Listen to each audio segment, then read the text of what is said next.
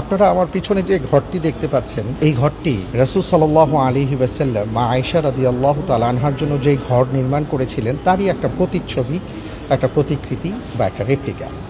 এবং সেই ঘরে কি কি ছিল সেটা আমরা ইতিহাসের পাতা থেকে, সিরাত গ্রন্থ থেকে যা পেয়েছি সেটা উপস্থাপন করবার চেষ্টা করেছি।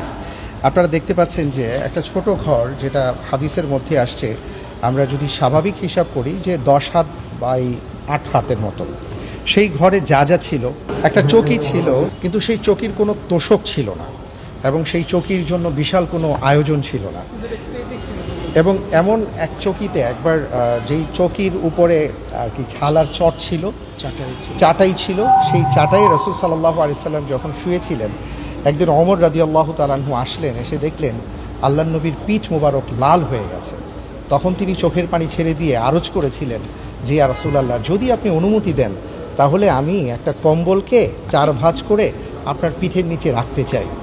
আল্লাহর নবী সেটা নিষেধ করেছেন। আর মনোবল হতো হাসপাত দৃঢ়। জেরুজালেম 25 বছরের পথ চলায় নিরাপদে রাখার প্রত্যয়ে।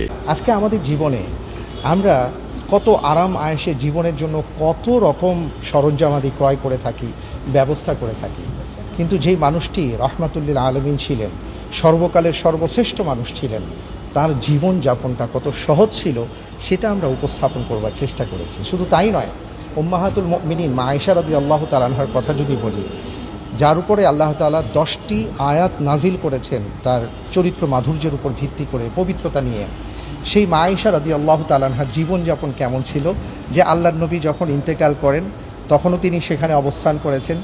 পরবর্তীতে আবু বকর রাদিয়াল্লাহু তাআলা আনহু যখন ইন্তেকাল করেন এবং তার কবর যখন রাসূল সাল্লাল্লাহু আলাইহি সাল্লামের পাশে দেয়া হয় তখনও তিনি সেখানে ছিলেন এবং একটি পর্দা দিয়েছিলেন এই ছোট্ট জায়গায়।